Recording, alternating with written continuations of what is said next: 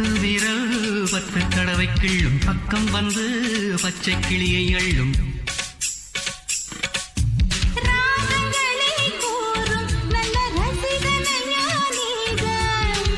விரும்பும் ராகம் எந்த நாளிலுமே நீதா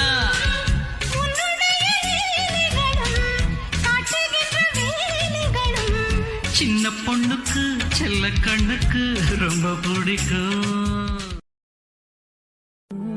உலக பூக்களின் வாசம்